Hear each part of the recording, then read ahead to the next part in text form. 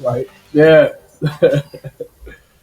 How we doing, fellas? Pretty good. Beautiful. Welcome to show 20. Episode 20. 20. Yeah, this is our 20th episode. Getting there. Amazing. Yeah. Awesome. So before we get into anything, like, share, subscribe. We'll get that out of the way. Yes. We don't really have a sponsor today, so if you're looking for a show to sponsor, this could be your one. Absolutely. Travelers, Always traveling. come on.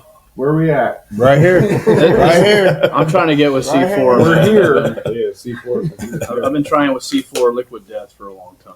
But There we go. Well, welcome to show 20. Well, we got Jamie Triller and we got Mac Knight from Triller GVNG Records. Y'all just got off a show at 4 Winds. That was it was nice. very Rob, good. Rob would made it to that one. Yeah. I got a really young one at home, so Oh, I don't man. get out too much right now. I but get it. Yep. Rob was there that night and said y'all had great energy and Oh yeah, it was Friday night was wild. Yeah, we try to bring the energy every time. Absolutely. Yeah. We with that set in particular, actually. So we normally, what I try to normally do, depending on what kind of show it is just bam, bam, bam, energy. Our most explosive songs. Right. But I think we mixed it up a little bit with not so much explosive energy. Yeah. Because excuse me, I do want to try and incorporate some of the more mellower stuff. Sure. So I performed "Don't Be Mad," which was more of a mellow kind of classic hip hop. Yep. Absolutely. But yeah, man. And then incorporating our, we have an unreleased one called Survival, which is Oh, kind yeah.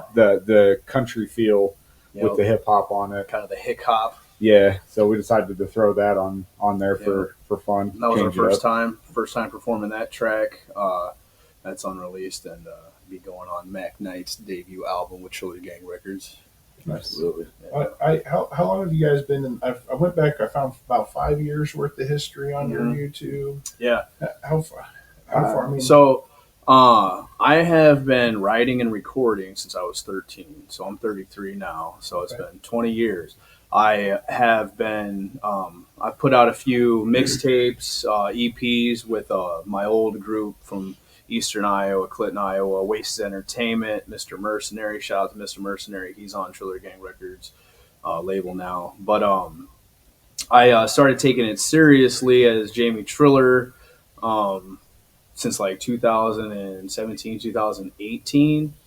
And I have not put out my own solo debut album, which I'm currently working on, and I've dropped 2 singles off of that, with one with King Crime called Ending It All, and one with King Isol called Do You Know?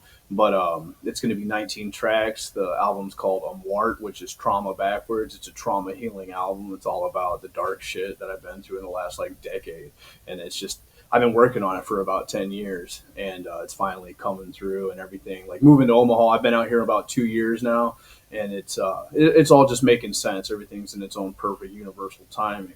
Mac, he actually, so we were riding around in the car when I first moved out here. He's been in multiple like metal bands. He plays guitar, drums, and Piano. yeah. I do it all. Nice. Yeah, and he was Very he was nice. riding around one Friday night, and he showed me. He's like, "Hey, I got something I want to show you," and he showed me some lyrics, and I'm like, "Dude, you're a natural. You just have it. You know that natural delivery. You're amazing. His lyricism, his when he's chopping it up, the fast rap, he's got it all." So I was like, "I want you to get into the studio and record some of this stuff," and we released this track called "So Far," and That was the first song I ever wrote. yeah. We were on a car ride back from Clinton because we went on vacation. And he was passed out in the front seat, sick with COVID. My family was in the back seat, all passed out. And it was just me driving down the road, just listening to that beat and just thinking it through.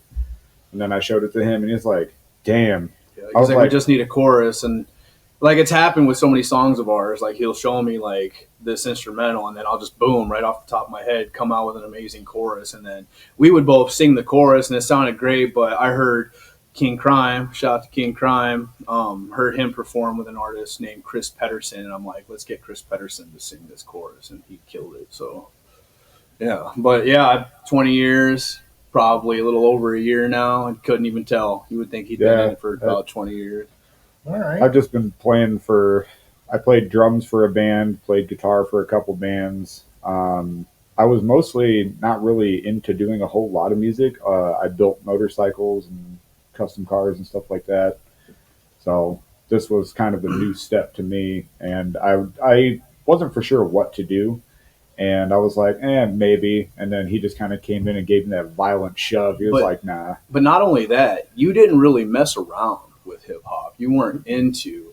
He was not like into rap and hip hop until I took him to go see King ISO on the Get Well Soon tour at the waiting room. First And he- hip hop show ever. and he fucking fell in love. And That's crazy. Yeah. What was that, like a year and a half, 2 years ago? that was Like, about 2 years yeah, ago. it was not in long June. ago. It was like Yeah. June 2 years ago. Yeah. And even to this day, like I was there. I still Yeah. don't listen to a whole lot of hip hop even to today. Like I try to support, some of the people in Omaha, but as for like mainstream rap, I don't really listen to like Eminem. I can't tell you one Tupac song, and I know that's bad, but I have no idea about any of it. You listen to I love Logic. honesty. You will. You, I mean, love I was honesty. still getting into No, that. you're good. How old are you, bro? I'm 32. 32. Okay. So you're about 10 years younger than most of us. Yeah, So yeah, no, it's and I don't listen to a lot of the new hip hop, and I honestly I came across ISO in November of last year, and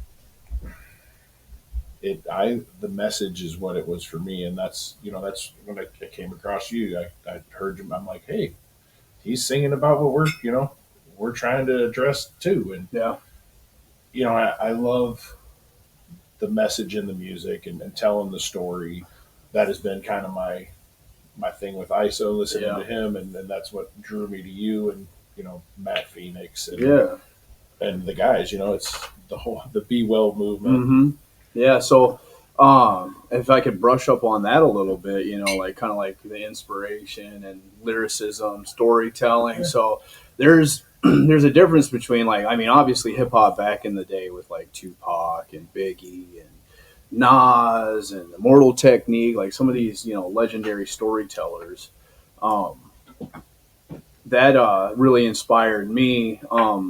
For me personally, I discovered Snoop Dogg and Dr. Dre's Chronic album, 1992, when I was about 9, 10 years old. Fell in love. I was able to imitate what I was hearing. And then about 10 years old, I started smoking weed, and I would just freestyle all the time. Me and my brother would walk down the street. He'd point at things, and I'd just start off the top of my head. And people always told me, like, man, you're good. You got it. Like I did with Mac, like, you're a natural. And then I found the Insane Clown Posse about 11 years old and became a full-blown juggalo. I fell in love with that. And, like, I was bullied. I was picked on. I was chunky. I was questioning my existence and my place on this planet until I found the Juggalo family.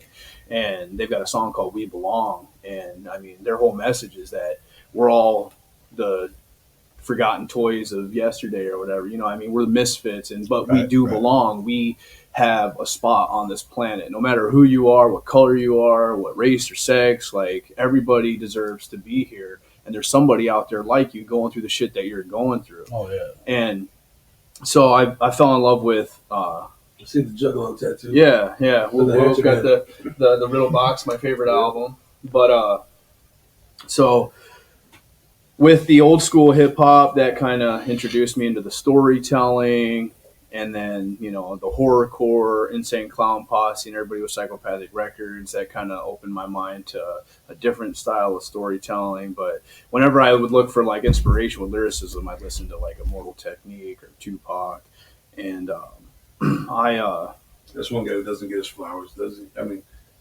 Immortal Technique. Immortal Technique. Yeah, I mean a lot of people now. So I was kind of getting ahead of myself. What you're saying, like you don't listen to a lot of newer stuff, and I'm totally with you because I think a lot of it is just entertainment music. And I have songs that I call entertainment pieces, like bands.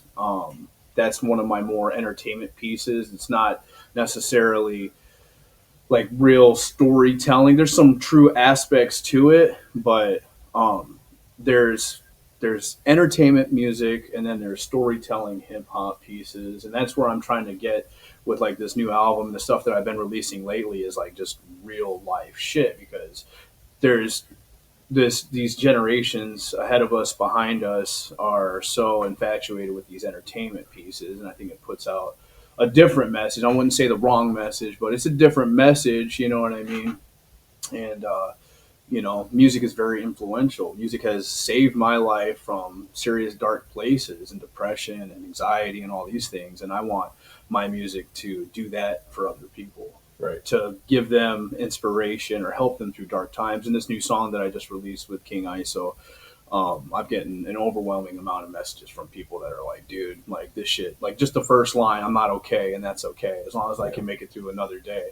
Like that right there, like people are like, you are helping me through this, period of time. So that's kind of where I'm at with my music. Is I don't want to do so much entertainment pieces, but I will continue to do entertainment pieces. But the main focus is storytelling on real life situations, my anxieties. This whole album, Amor, is completely, every single track is just something that I've been through within the last decade with trauma and trying to heal from it. And so, All right. That's Yeah. to be honest, I listen to music for the message. So Yeah. it will draw. I feel like more of us, like real listeners, not the kids. You know what I mean? I feel like you'll draw more with that than the message. And I did hear bands on the way in this morning. And there was another one I felt like y'all were trying to go Jersey Shore with for a minute. Yeah. Oh, the party tonight. Yes, The party tonight.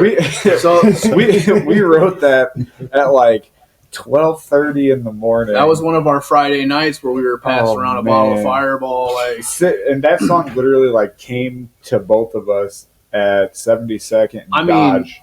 I think drunk it's as hell. I think it's an amazing entertainment piece. Oh, And I think it's yeah. one of those like those summertime vibes where everybody's like, we partying tonight. Like you can see it in this. I can see some people grabbing a hold of it. Yeah. Yeah. Obviously, it wasn't like my type. I was like, Yeah. I mean, I can see some kids grabbing that and it going. You know what I mean? But I was like, Yeah.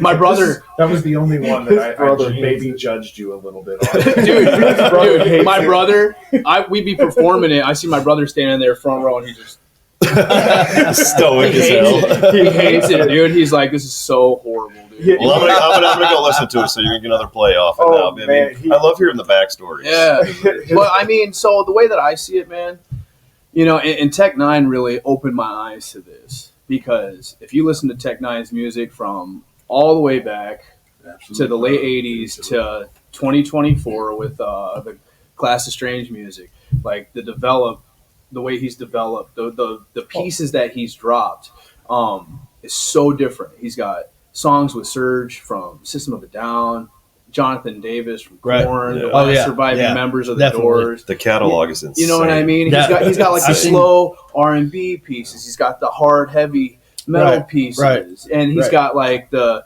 entertainment pieces for the club. And somehow he He's pulls got it it all off. So He's got it all. So what that did for me was it opened my eyes that music is a blank canvas. It's a painting. It's art, right? Yeah. And you don't have to limit yourself to the same style, to the same song every single time. It's a blank canvas. Paint that motherfucker how you want to paint it. If you want to do whatever you want, do it. You know what I mean? You don't have to do the same shit, the same style. And so that's the way I see music, man, is if I feel like creating a country rap song, if I feel like putting a metal song together, if I want to do, I've got a slower song called Thinking that's like, I'm singing, like it's about, a female. If I wanted to fucking do it, I'm going to do it, man. It's just my art. I'm a painter, but with words.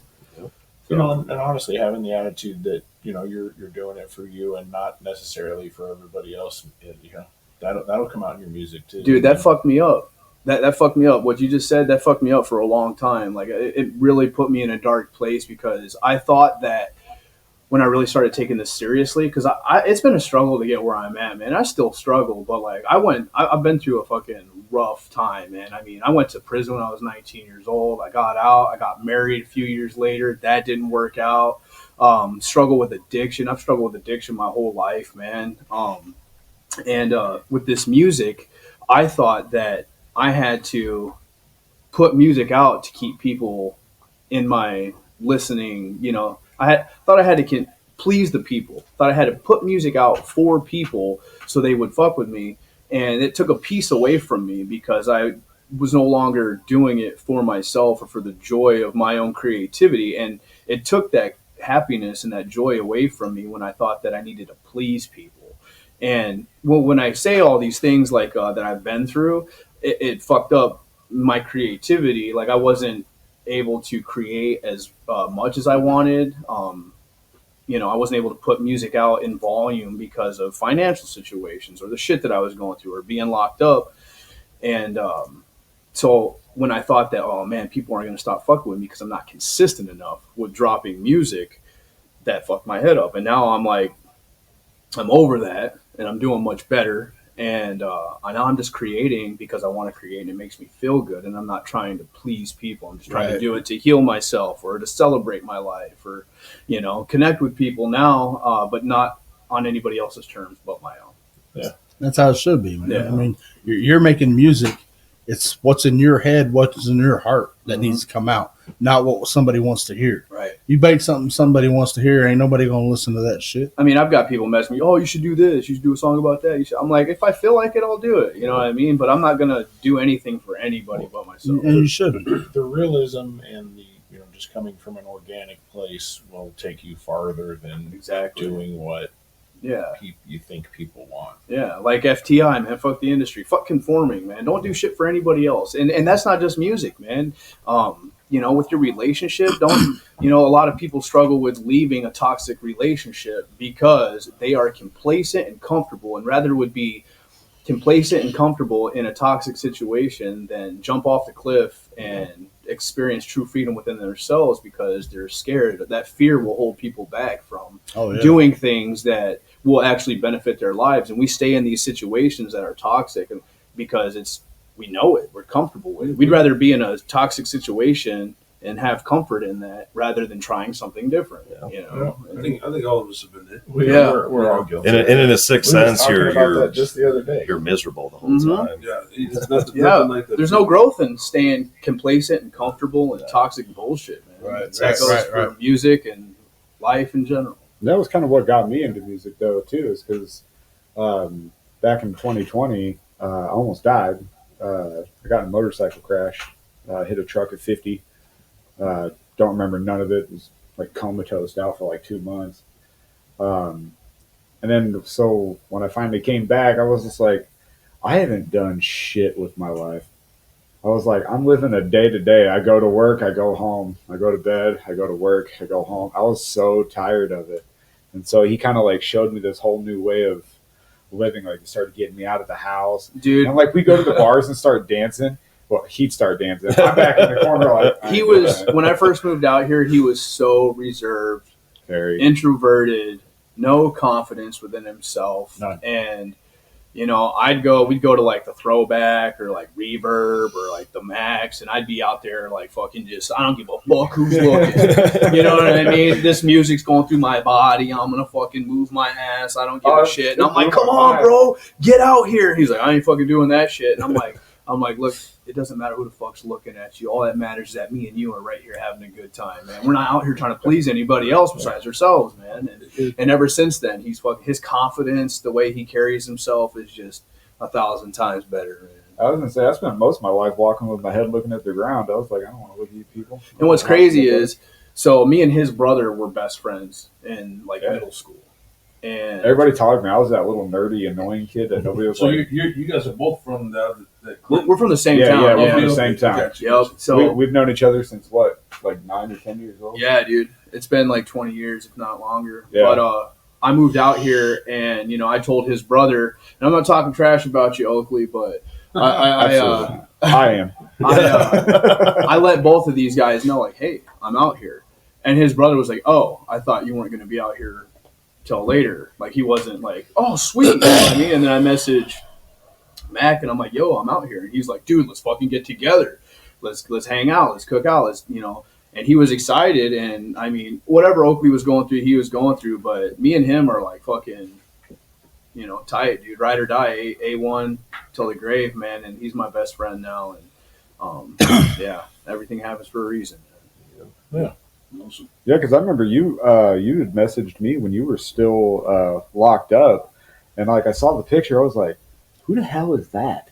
Because like he didn't look anything like this. I mean, he was just straight jacked. I was like, I was on that Schwarzenegger routine like 6 days a week. yeah. Ever since he messaged me in prison, like I always just tried to follow up with him. I was just like, how's shit going? Like, when you getting out? And then when he finally got out, he had messaged me that he was out, and I was like, awesome. And then he said how much kept talking about how much he hated Clinton. I was like, well, yeah, that's why I left. I was like, so why don't you just follow in my footsteps? Like, all you got to do is move here. You move here, I got you. I was like, you get here. He's like, well, I don't have a place to live. I was like, everything is going to get figured out. So he finally moved out here. Immediately got him a job working at a bar, and then after he was able to piss clean, Where? We're Cooking at the cabin. Yep, at the cabin. And then as soon as he was able to piss clean, I got him a job lined up at like what, $20 an hour, $22 an hour. That was the highest paying job I ever had, $20 an hour. It took me 45 days to clean my system out because I was heavy smoking wax. I'm a pothead. Like I said, I started smoking when I was like 11 years old, and I've had troubles with staying sober since I was 11 years old. And the longest I went sober was probably like 2 years while I was locked up. I mean, I could have still I was in for 5 years, but I could have, stayed fucked up that whole time. But I made the conscious choice to try and get sober. And then when I got out, I just couldn't do it, man. I've struggled and struggled and struggled. And so my wife left me in 2019. Our marriage only lasted like a year, and then she ended up leaving. And I went off the rails when I got off probation, like February 2020. I started partying. We're locked down, you know what I mean? COVID. I'm having house parties. I'm off probation. I got people over. We're doing cocaine and ecstasy and smoking and drinking. Like, that's how I survived COVID, was just drinking and partying, dude. That's how everybody survives. Yeah. The problem is that I don't think a lot of people have gotten at that first. Right. That's the problem. So then I met my son's mother, and we were off the ecstasy, messing around, fucking like jackrabbits, and now here Easton is, almost 4 years old now. Your pullout game just turned 4 years old, right? Yeah, but no, Easton is my son. Easton, man, he's beautiful, man. He changed my whole perspective on life. And 2 years ago, I was in such a fucking dark place. I woke up every single day contemplating how I was going to kill myself. I did not want to exist anymore. Even having this beautiful child in front of me, I couldn't get my shit together. I couldn't. I got back into the game, and worse, I started selling shit that I never even did before, and it was bad, man. Me and his mom we were just toxicity walking. That was like, I strictly stayed for my son, and that's just wasn't a good reason, because I mean, he doesn't deserve, he didn't deserve the fights and all the shit that we were going through. So I told her, I'm like, hey, my parents are like, you guys want to come out here, get on your feet, we'll help you, you guys can stay with us, change. Because Clinton, what he was saying, moving out of Clinton's not horrible, but the lack of opportunity out there, like, you've got a factory or two to work there. ADM. It's just, it's riddled with meth, murder, and mayhem. That's what I like to say. And it's only like 34,000 people. So there was just something that recently came out on the internet, like the top 10 most violent or shitty small towns in each state, and Clinton, Iowa was right up there. And yeah, those Google images really sell it. No, they show you that beautiful pier and that cool train bridge, and then all the good aerial views. It's crazy because I think Clinton, Iowa, per capita has the most like unsolved missing persons or murder cases, suicide cases, like for per capita or whatever. I mean, it's crazy, man, the amount of people because we live right on the fucking Mississippi River. So, I mean, there's, tons of people. Like, I had a homeboy that I was kicking it with on St. Patrick's Day. He was I took him to his house. He was supposed to come back with a bottle, and he never showed up, and he ended up missing. They ended up finding his body in Buffalo, Iowa, like 45 minutes away down the river. Like, I mean, it's a shitty place to be, man, if you're an addict, and sometimes you got to change up your playground, change up your people. The people that I associated myself with, I was just always fucking drinking, smoking, doing blow. And, I would say we were terrible as children. Yeah, man. And moving out here, I was like, I need to get sober. I need to get a career. I need to fucking elevate my life, and I wasn't gonna do it living in Clinton. And ever since I moved out here, man, my life I've done everything. Excuse me. I've done everything that I said I was gonna do and some. And I'm working for Union Pacific Railroad. I'm doing amazing things with this music. We got the label going. We got Mac Knight, Dealey, and Mr. Mercenary on the label. Everybody's working on music. Life is really good, man. I'll be 9 months sober in like 6 days, and that's the Nice. longest. Yeah, that's the longest I've been Yeah. sober. Congratulations. Congratulations.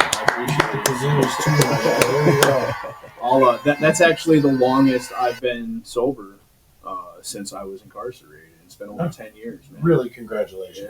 Yeah. Yeah, definitely. Fuck yeah. Rob It's fucking huge, dude. Rob It- quit drinking a couple months ago, Yeah. 3 months ago. Like 3 months ago? Yeah. Yeah, And you got down to the day. I mean, What's that? he sits in Got this down to room the day. most days of the week, and I only drink really when we do the shows. But Yeah. he was drinking a bottle a day for a minute. I mean, it was, Life changed drastically. Yeah. Yeah, man. I mean, But when you're lost in it, you're lost in it. And dude, I like, woke up It's November. It was like November 5th, man. I had been on a bender. I woke up. I felt like absolute shit, and I'm like, something's got to fucking change, dude. I hate feeling this way. We'd go to the strip club. He'd fucking pull out like $40. I'd pull out like 500. You know what I mean? Yeah. Oh, he'd Fucking- throw every last bit of it too. I'm in the bathroom doing shit I shouldn't be doing. I'm just like, dude, I moved out here to be different, and fucking, finally, I'm just like, okay. You can find the bad everywhere you go. Everywhere you go, you yeah. gotta make the conscious decision Yeah. to Moving out here wasn't the answer. It was the change within myself. I had to realize, Right. like, you know what I mean? Right. Because I was Absolutely. good. I would, like, when I first moved out here, it took me 45 days to fucking, clean my system out. I haven't smoked weed for a couple of years now. But I started drinking again. And me and him, I was like, you know what? I'm working construction. I'm busting my ass off. I'm blue collar. I should fucking be able to have a few drinks, enjoy myself. Well, I'm fucking being woken up by OPD in the fucking parking garage, fucking passed out, fucking 5 a.m. And I'm like, man, I'm fucking up again. Something's gotta You know what I change. mean? Fucking up again. Is 11/5 you're the day that you're the day you quit drinking? Yeah. That's crazy. I'm 6 months. I'm May 5th. Yeah. Like that's crazy as shit. I'm 6 months behind you, but yeah. Yep. May 5th, Cinco de Mayo, man, Yep. 2015. And I wasn't even out for Cinco de Mayo. I literally just had my first cigarette of the day. I'm like, today's the day. Yep. No fucking idea why. It's crazy because May 5th, 2015 is the day I actually got released from Shit's wild. from the penitentiary, and that's the day that Strange Music Tech 9 dropped Special Effects. So I got that poster on my wall. Hell yeah. It's It been- all means something. everything, man. Yeah. Everything happens for a reason, man. I truly believe that the universe works in the way that it's supposed to, in its own perfect timing. So. Like, and it kind of sucked, like, because, to me, it sucked because, like, I kind of lost my drinking buddy on the weekends, but at the Yeah. same time, like, I was getting really bad. Like, I'd clock out from work and I'd be 6 shots deep before I even left the parking lot. I just kept it all in the backseat of my car. Like, I was starting to get really bad and started getting kind of violent and becoming a really shitty person. I kept calling him on the daily. I'm like, I'm fucking up all over the fucking place, dog. And he just kind of had to finally have like a sit down with me. And now I barely even drink. I might have one on the weekends. Like I hung out with my brother yesterday, had a little bit. That was about it. And then, just sitting and chilling. But Like my mom said, man, she told me this my whole life, man. Nothing changes if nothing changes. And if you're fucking tired of the way you feel, man, Love that. change I love something. that. Yeah. Yeah. Nothing changes if nothing changes. Yeah, that's fucking. You have to be the one to change it. Nobody's going to change it for you. Yeah, man. absolutely. Never. It could look so juvenile or so meaningful. That's a deep one. Yeah. It's crazy what finding a little confidence in yourself and you're adding a child to the situation, somebody you got to look out for, and like it's crazy what like can really happen if you dig in and bet on yourself and decide to make the change. Well, dude, having Easton, man, was like an eye opener. And I was like, I gotta do something because Easton's gonna end up with a dead father or an incarcerated father.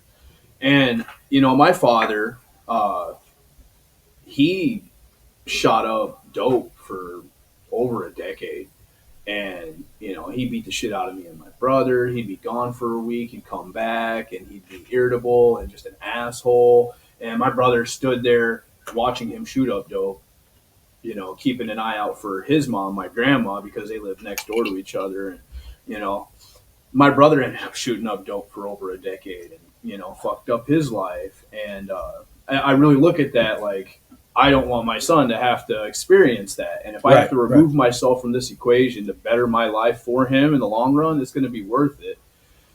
And as long as you don't lose sight of it.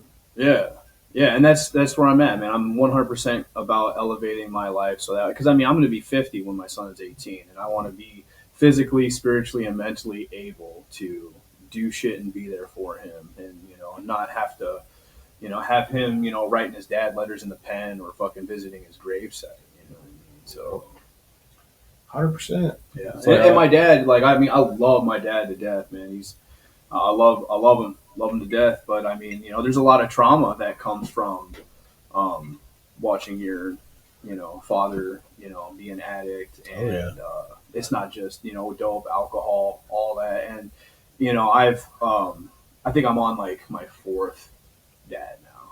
You know what I mean? And that's traumatic too. You know what I mean? Divorce and shit like that. Oh yeah. You know, just not having a stable father. So, I mean, I'm like, I really want to break that generational curse for my son and show him a better way. So That's awesome. Are you still with his mother then? No. No? We actually, it's unfortunate, man. We don't talk at all. I haven't talked to her since, shit, man, maybe like March. Yeah. But we just can't co-parent. That's okay. okay. It just doesn't work. Yeah, you know, that's unfortunate, but you know, as long as you still have that, you still have the relationship with your son. I haven't talked to him. Like, so we would FaceTime, but the FaceTimes consisted of her like setting the phone down and expecting this little baby to FaceTime his father. And I'm not talking shit about her, but no, you know, I mean, you gotta help.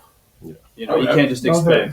It does take the other side. You know, and I would say I would try to mention these things, and it would always be me. Like, it would always turn into this argument, and it just wouldn't go anywhere. So I was like, you know what, fuck this, man. I'm just not gonna do this anymore. And so right now, I'm just working on what I need to work on in order to be a part of his life, regardless of how she feels or what she wants. You know? Trying to better your situation, you know, to accommodate to him hopefully in the future. Absolutely. It does take the other parent. It takes two, man. To try. I mean, you know, and like, you know, we'd be FaceTiming, and she'd be like, go FaceTime, go to the phone, go FaceTime. I've seen, but she would, but she wouldn't say, go FaceTime your daddy. Daddy's on the phone. Meanwhile, the guy that she's been with for maybe a year, she's like, I hear my son like, daddy, you know what I mean? Like, where's daddy? And she's like promoting him as dad. So I'm like, fuck this, man. I'm not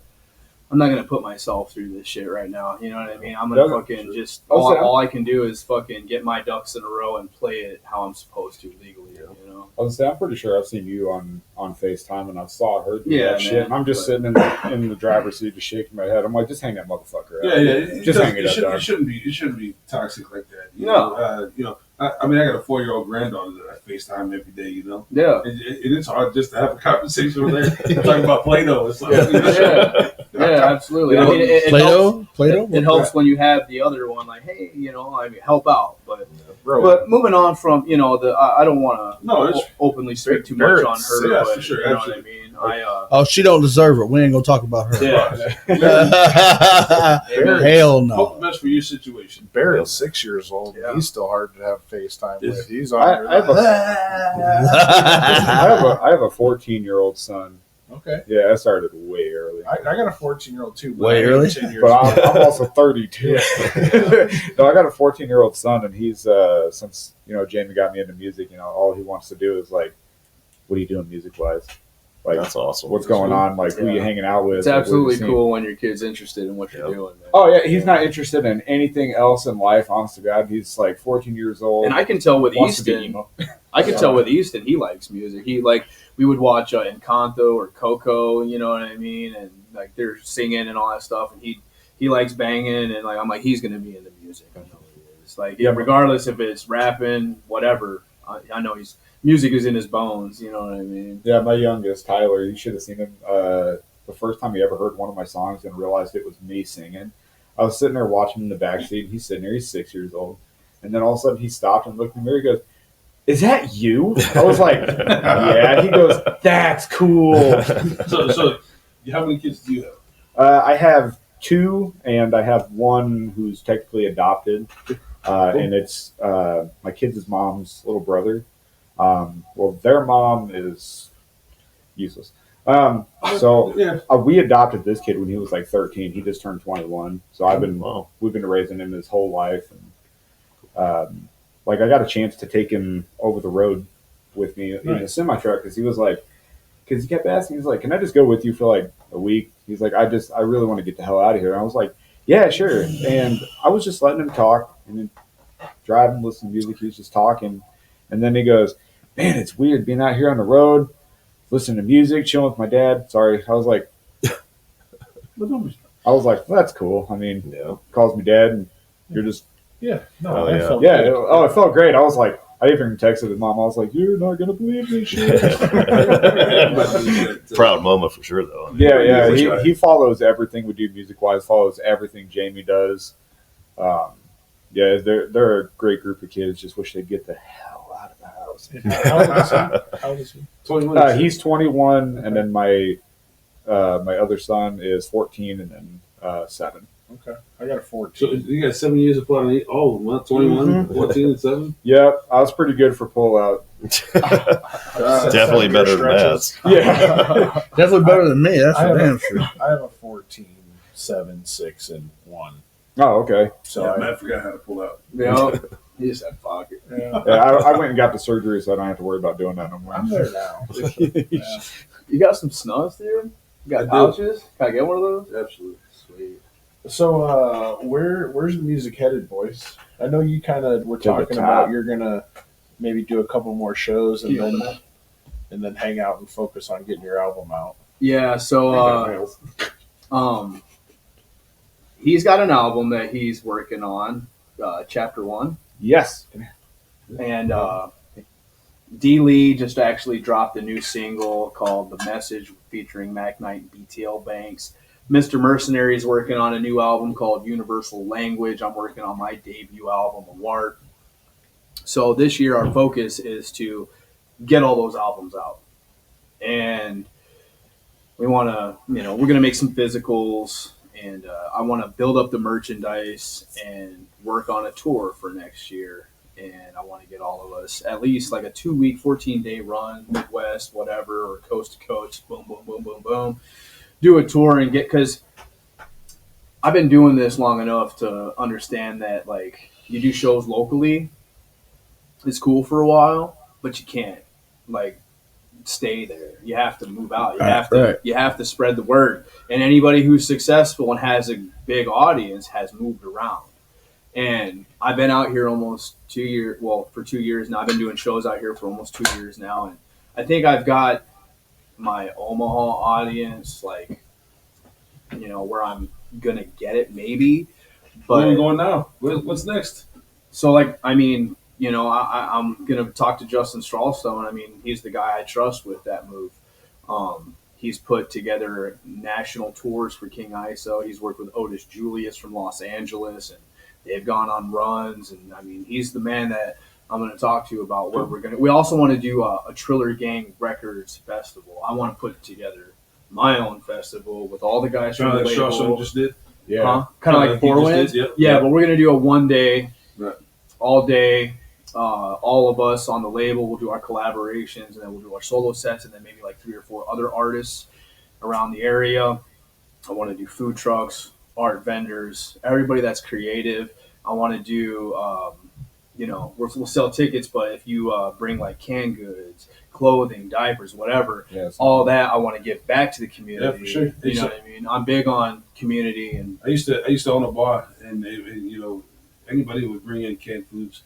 I'd have this thing set up all year, and anybody would bring in canned goods or toys for tots, any of that. I would give them a discount, obviously, if they throw something in. So, it's we got to build each other up, build our communities back to up, and community, for support, man. You know what I mean? And there's, a lot of homeless people who need warm clothes and stuff, and whatever, man. But that was also like kind of my thing too. Is like, and I've preached this to you for years, and I've been preaching it for years.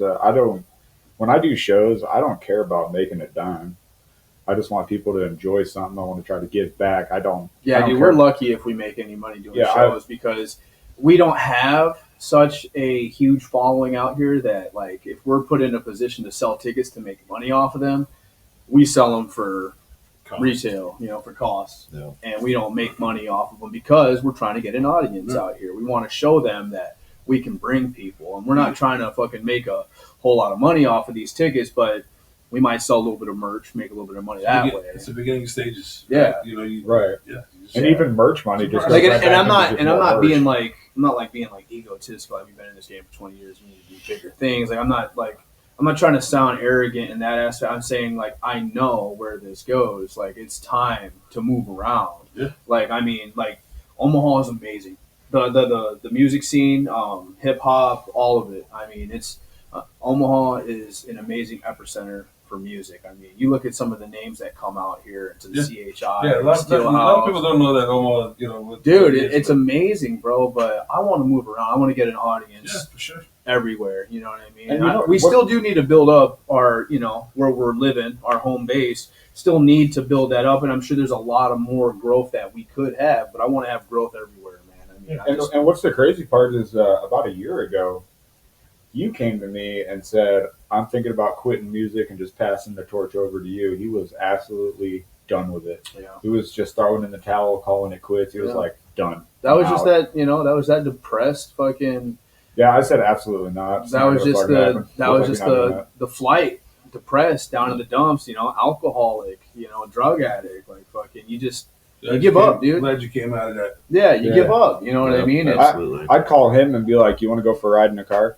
He's like, not really. I was like, we ain't got to talk, dog. Just Sometimes it's all you need. Just to, take a ride with your homie around the city, man. Yep. And we've done that so many times. I swear, we spent days driving around in a car, music playing, and we ain't said a word to each other except for "Love you, buddy. I'll see you later." Yep. Steve and I have spent 100,000 hours in a car driving. Yeah, I mean, even with my daughter, like, sometimes we'll just hop in the car. We don't say anything. We just don't. She knows what I'm listening to. She knows the music that we've all listened to. Yep. She'll be the DJ. Yep. She'll just hook up her phone. We don't talk. We just hit the city and it's therapy, man. It's therapy, man. There's something about it. Yeah. The beautiful thing is you really communicate non-verbally and don't even know it. You know what I mean? Like, whether Just the vibe. The vibe that's everything. It's energy, man. Right. It's energy. Energy flows through all of us. Absolutely.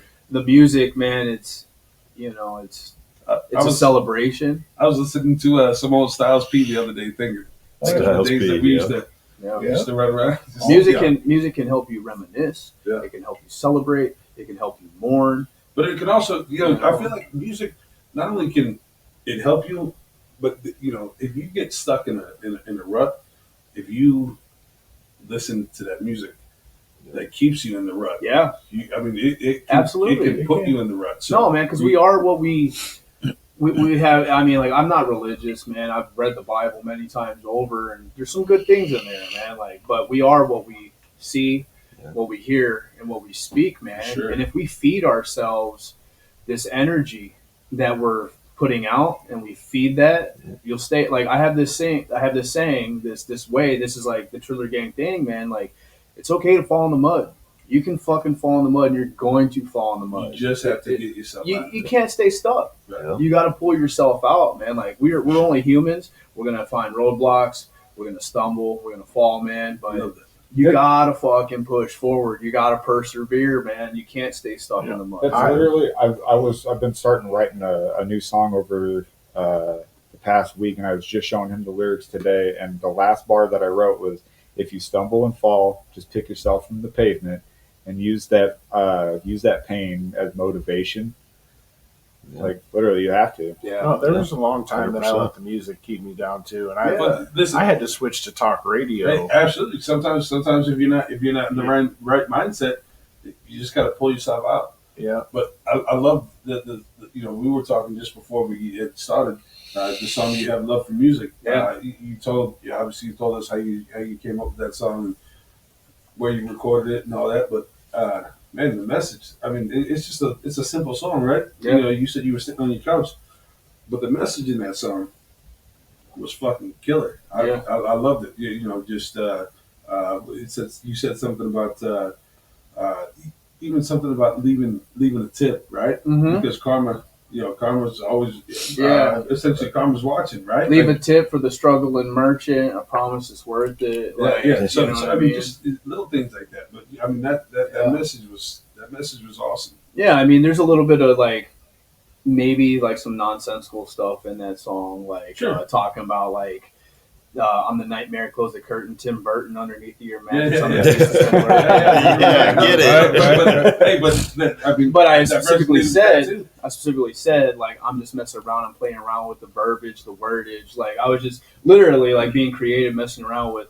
But I always come into these songs with some kind of like I always try to like I might come into them weird and say some off the wall shit, but I always come back to trying to leave you with a little piece of motivation or inspiration. And with this new song, Spit Game, I can't wait to hear it. The last couple bars is talking about you got to put your name on the map, do it now, like don't fuck around. Yeah. Also in that song, I think you said something else that resonated with me was you're talking about something hustle while you're young or stack the paper while you're young. Yeah. I mean. I say that a lot. Right. Save your bread while you're young. Yeah, man. right.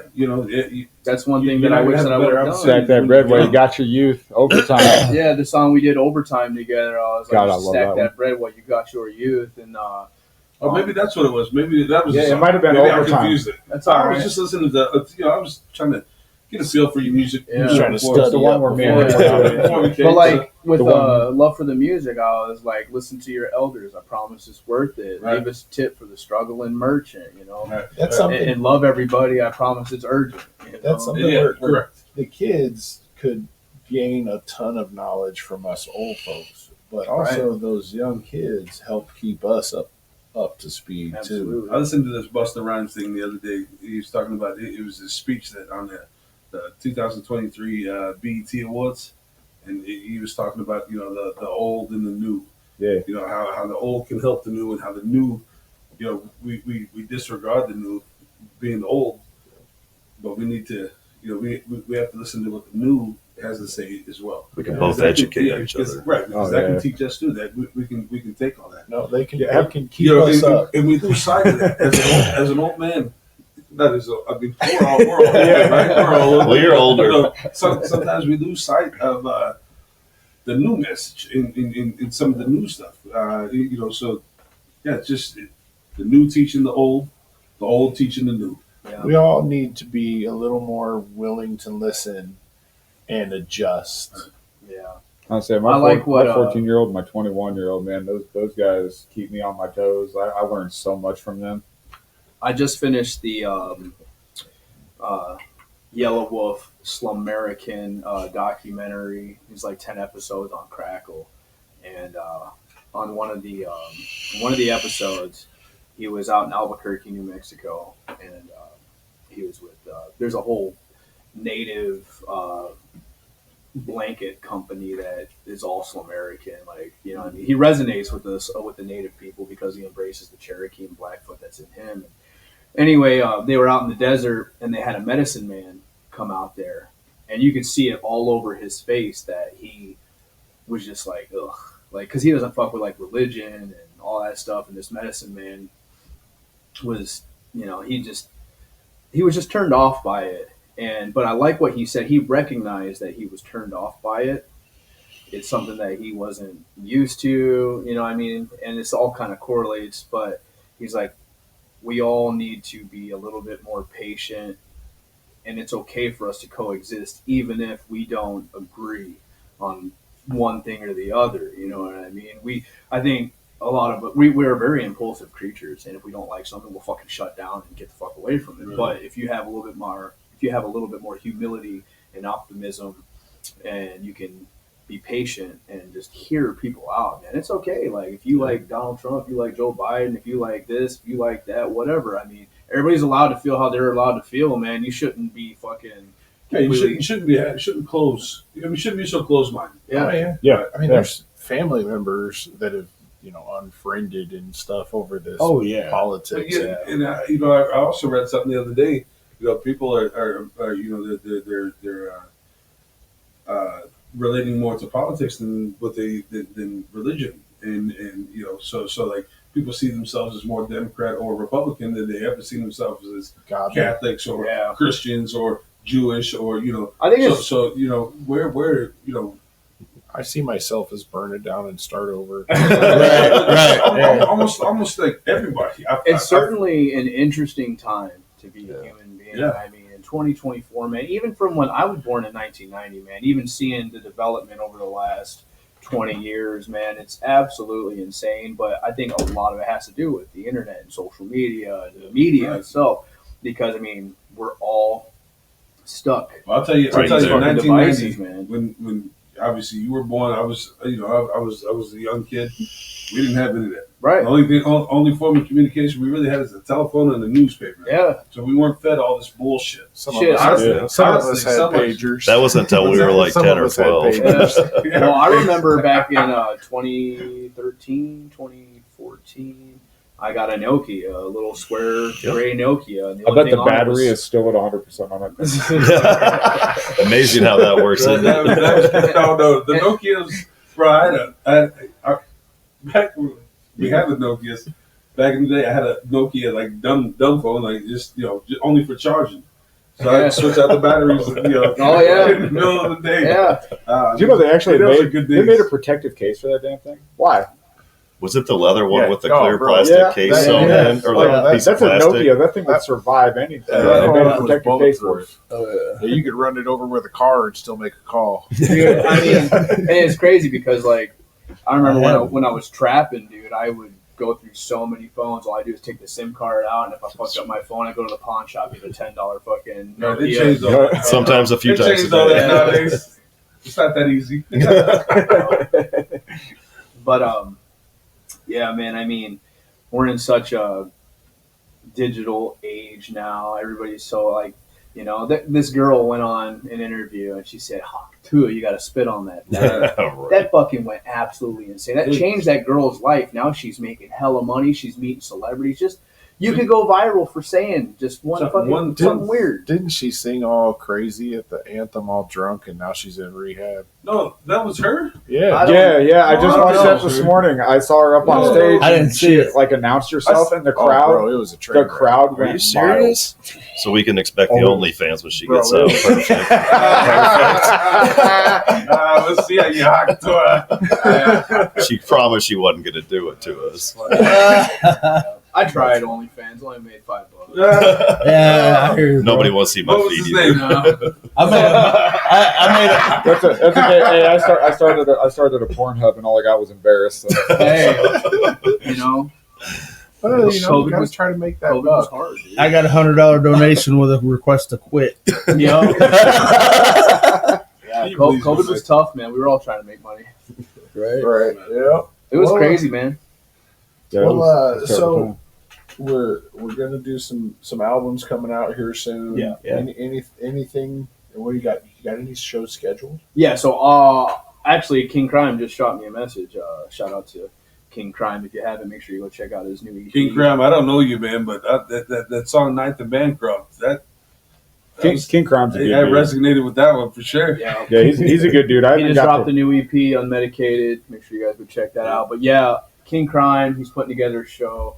I don't know if he's officially announced it or not, but October 12th, I think, somewhere in October, South Omaha's finest Cicada Garage. We got offered. I was talking to my boy Random Tanner. Shout out to Random Tanner. He's an amazing artist, father, business owner. He actually he's slowed down from the music quite a bit, so he can operate Rival Sports and the Cage in Clinton, Iowa. He started up a sporting goods store, and then across the street is the Cage, which you can go and shoot hoops, baseball, and all that cool stuff. So you can rent that space out. But he said something about in September getting the old crew back for a show. I think at one of the casinos in the Quad Cities.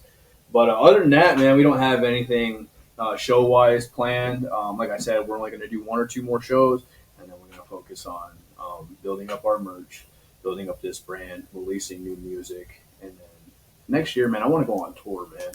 and I want to put on a festival. I want to do big things with this label, and we're also looking to expand the label to some other genres. I don't want to just do hip hop. I want to do every kind of genre. I went to an open mic at JL Studios. Oh, that was fun. That's Jasmine Lillian, art by Jasmine Lillian. She's an amazing artist. But they invited us to use their space if we wanted to host our own show, a money-making opportunity. And also, there's a lady there who does, I believe it was Filipino music. She writes all her own original pieces. She plays guitar. She plays amazing guitar, and she has a beautiful voice. And I'm like, I could see you on the label, like distributing your music, because she just doesn't have that. She doesn't have the knowledge. But I've been in this game. I've self-taught myself so much, about marketing and social media and distribution that I feel like we could bring people on and help them. Like my whole thing is to get Jelly Roll and Slamerican, and they say the losers are winning again, the underdogs, and that's super inspirational. It's we can do something. Yeah, those guys have been at it for years, and finally, 38 years old, man. Jelly Roll's almost 40 years old, and within the last couple of years, he's finally just a superstar, broke through. You know what I mean? And crazy, because it can happen, dude. I told myself I've got till 40. Look, keep with the message. Yeah.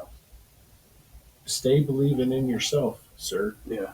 And you'll do it. Yeah. You'll do it. I feel it, man. I feel it in my bones, dude. We were trying to get the Filipino lady on and all the it's all the music makes you happy. If you can feel her music, bro, it's got to make somebody happy. Exactly. Run that shit. Exactly. And I told her, I was like, I loved it. I love what you're doing. I was like, and if I like it, somebody else is gonna fucking like it.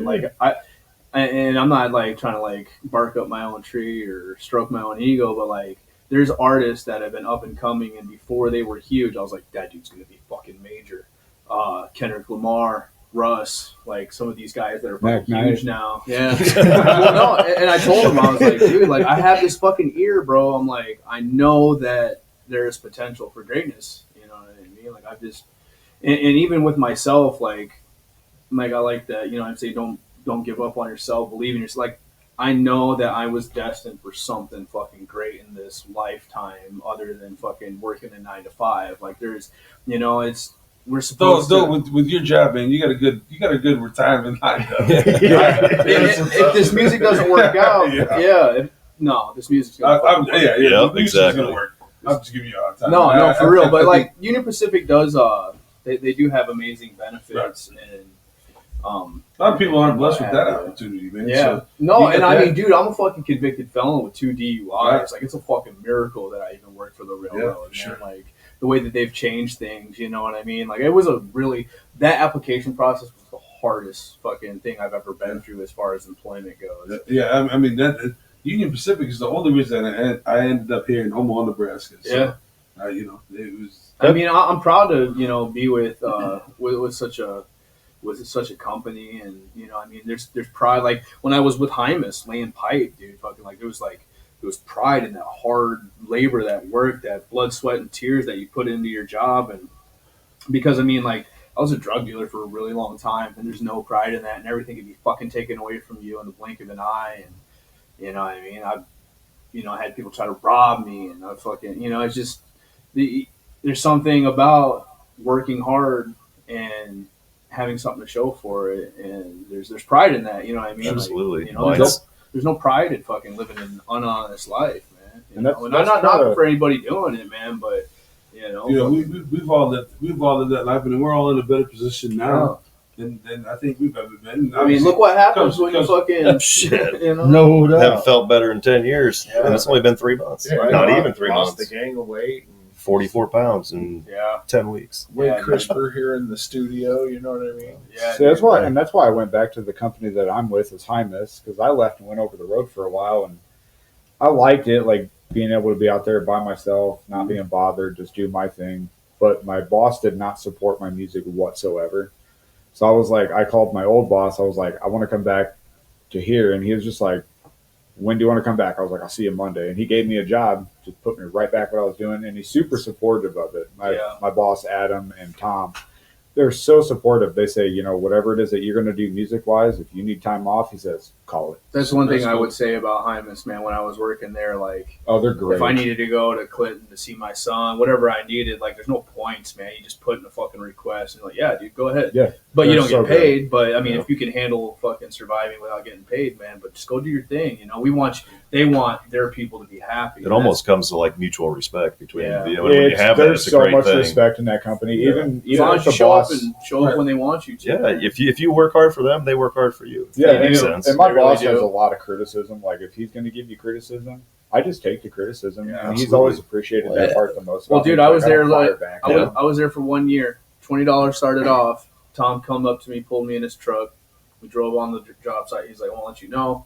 So how much does plumbing? Is that They do Hymus does excavating. everything. Excavate, They okay. do pipe laying, Yeah, concrete, yeah, all yeah. kinds Rock of different hauling. stuff. good? Okay, Yeah. yeah.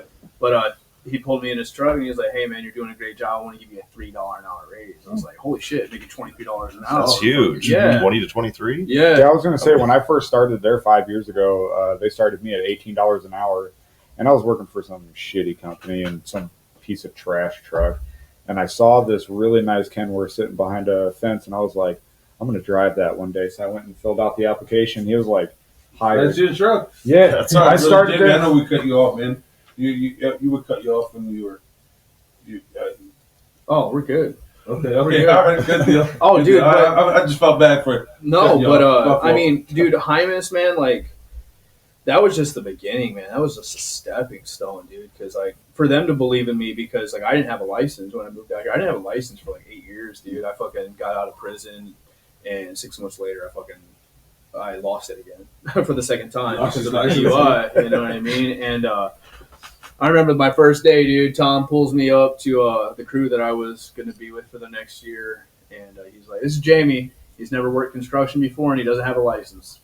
Good luck. Great. Yeah, dude. No, I'm like kicking you in the Hey, dick but I and thought sending it you was- off. yeah. I seen this thing with you guys. I seen the fucking look of disgust on their face, like, "Fuck." Yes, Yeah. They, You know, they, 'cause they they've didn't had- think he was going to last. They've had Absolutely. fucking people come. It's a and going. revolving door, It like is a just another one. I'm It sure. is a revolving door, and they put a fucking pool out on me. They're like, he's not going to make it after the second day, because after the second day, I mean, this was So you were July. fired, Pool.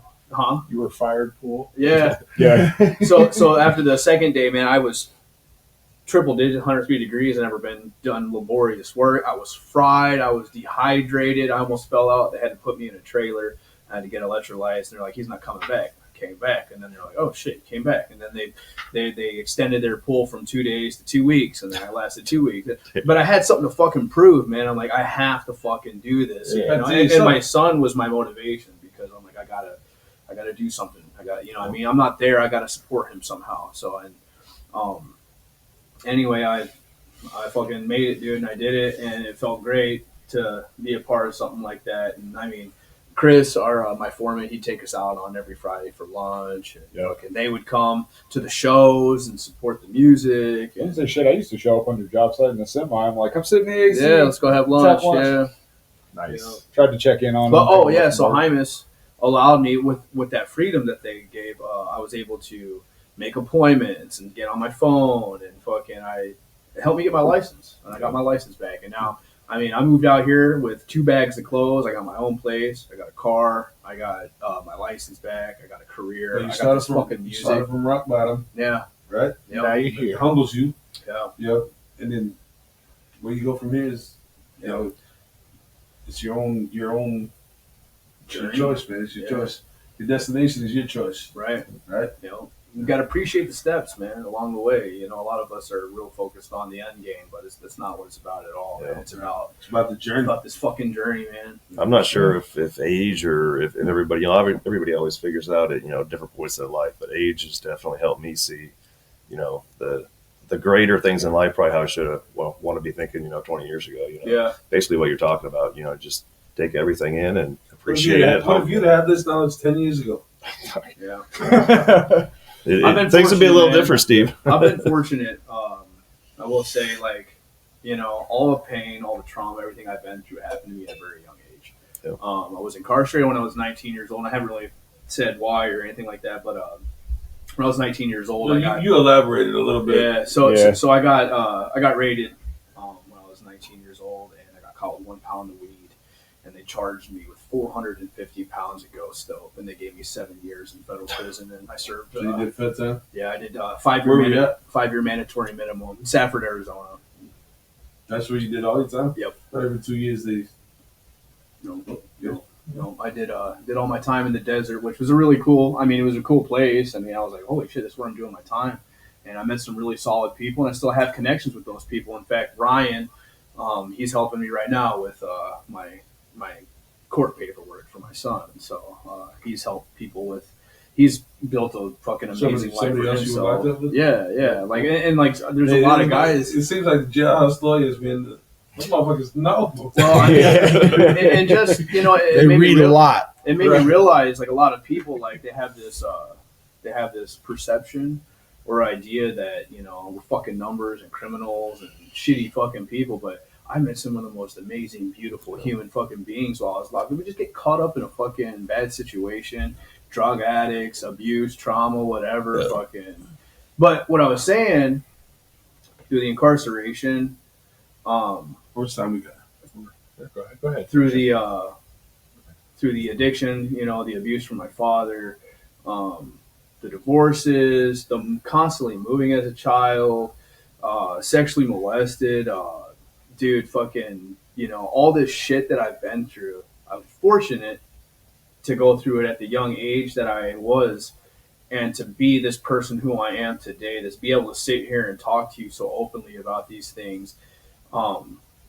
Like I said, I'm not religious, but I've read the Bible several times, and there's a lot of good things in there. And it said that God gives his toughest warriors the toughest battle, something like that. Sure. You know what I mean? Because he knows that I was able to survive, and I believe that my life is not my own. I'm not meant to be selfish. Sure. I am supposed to inspire, motivate people through my story. Which is what you're here for, man. Yeah. Your music, even, like I said, even that one little song, Yeah. your message was fucking great. Like I'm So, supposed I love to I'm supposed to leave my footprints on this planet. I'm supposed to help people along the way. And that's what I try to tell people. I'm like, no matter what you've been through, if you can come out the other side of it, man, fucking, it'll make you a great person. And you can't hold on to that trauma. You gotta fucking, like, my life is here to fucking, like, I'm supposed to help somebody who's going through it, who's been through it and can't get over it, or somebody who's going to go through it. You know what I mean? All these experiences in our lives, like Logic says in one of his songs, what's the point of life? To live it is what I'm guessing. Mm-hmm. And I'm supposed to learn as much as I possibly can and pass that knowledge down. I can't be selfish. You got to be selfless. That's what's up. And I think we're going to end it on that note here. Do you guys want to shout out socials, YouTube? Yeah, man. Like I don't know why I put my hat on. YouTube, Jamie Triller. Go check out the newest music video with King ISO. Make sure you like, subscribe. Spotify, Jamie Triller. iTunes, Apple Music, Jamie Triller. Facebook, Jamie Triller. Instagram, The Real Jamie Triller. Snapchat, Jamie56390. Triller Gang Records on Instagram and Facebook.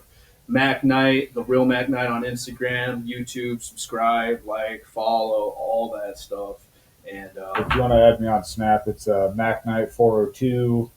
Find me on Facebook, also Mac Knight 402. Just type it in; it's easy to find. Or you can just type in Triller Gang Records on Facebook, and you'll find us there as well. Yeah. And then just add us from there, and make sure that you follow the Triller Gang Records page. Don't forget to like this video, hit the thumbs up, subscribe, share, all that good stuff. Yeah. Make it happen. We're also going to give a shout out to Chris at ABCD Vinyl. Yes, sir. Hooked us up with some glasses. I was say, this is a nice glass, coasters. Got us the nice koozie. Our own bottle. Yeah, it does. Our own bottle. A bottle, all that, man. Shout out to Chris. Thanks, good sir. people. I was going to say, this is a nice glass, man. I really like having and I like a good to shout whiskey glass. out. I like to shout out Justin Strawstone. Oh, Nice enough absolutely. entertainment, dude. Love you, brother. Definitely. To the death. Shout out to Project Be Well, King ISO. You guys are going to do amazing things. Yeah, Strauss. They already are. Dude, They already are. They already And are. I wanted to shout out you, Jamie Triller. For honestly, like, dude's had his vision set for me like this entire time. He gave me that shove that I needed. Yep. And then he got me lined up with the studio. He's got me in with Justin Strawstone. Amazing guy. He's just pushing me as far as he can possibly get me to go. And just, even I've wanted to throw in the towel. He's like, nope, ain't doing I love that. you, brother. Love you, buddy. Well, Well, have a good day, fellas, and we'll You too. Thank you. get Ben. this out of here. We're gonna go eat some cheeseburgers. That's a good story, brother. Oh yeah, man. I appreciate you guys having me. Love that. It was,